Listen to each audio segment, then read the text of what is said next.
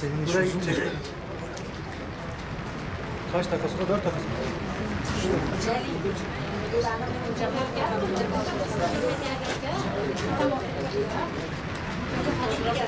زارو که گنج به نزانیا روان در برن اول 6 ساله برنه دما برن دهوش سالی بی انشالله همیشه بزبره وارن واره کره من خفایت تجوید که بجه تحریت دولت و هاب که دولت اشتگنا کجوه وانا ملاخه بعد خوابینن و ابرد کن بزبرن وانا موالی کره من هزا بیریا تکیل کره من انشالله همیشه دیا دل تکسه نشکه مجیه الهی را همیشه بزبر بنا با دیبا بخواهی مجیه الهی را واره اول 5 شب هانه تسلیم بیده چونه با دیبا بخواه انشالله آخبته همه حواله تجی انشالله بزوره بینه بامه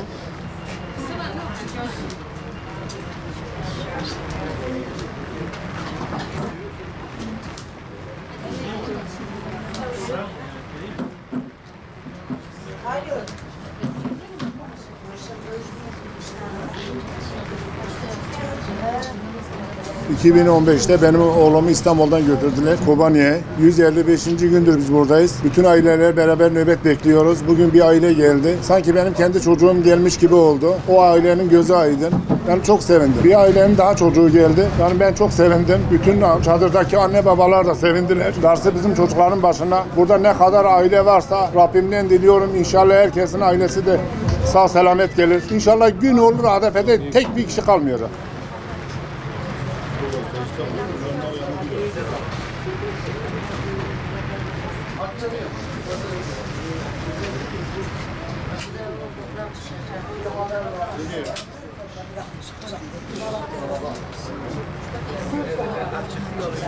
Diyarbakır'ın 155 günlük biz buradayım. Oğlum içi geldi. Oğlum gelmene kadar son nefese kadar kraliyim buradayım.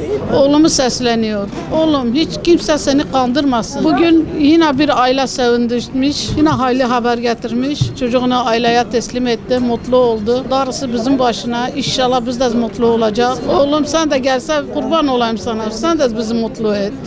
5 aile aileyi mutlu, çocukları aileyi mutlu et. Sen de anneyi mutlu et. Kurban olayım sana. İçim yanıyor senin için. Yüreğim paramparça oldu oğlum. Sen de gel oğlum. Gel oğlum anneye mutlu et. Kurban olayım. Kimse seni kandırmaz.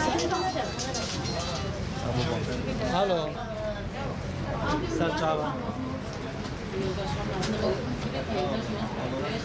155 gündür evlat nöbetindeyim. Kızım için buradayım. Şeyma kızım, beni görüyorsan, beni duyuyorsan, sensiz yapamıyoruz artık. Sensiz dayanamıyorum kızım. Her yerde senin eksiliğini var kızım. Eğer sen beni görüyorsan, duyuyorsan kızım, sen benim durumu biliyorsun kızım. Bugün biri teslim olmuş kızım. Şeyma, biz çok mutlu olduk, çok sevindik. Onlar da bizim evlatlarımız, bizim acımız aynı. Yani bak o da 8 yıldır gitmişti senin gibi kızım. Hiç haber alınmamıştı ailesi de kızım. Teslim ol kızım, korkma. Sizi ne şartla büyüttüm kızım, biliyorsun ana kurban. Yani bak bugün biri geldi teslim oldu. Çok sevindik, çok mutluyuz kızım. Sen de gel teslim ol.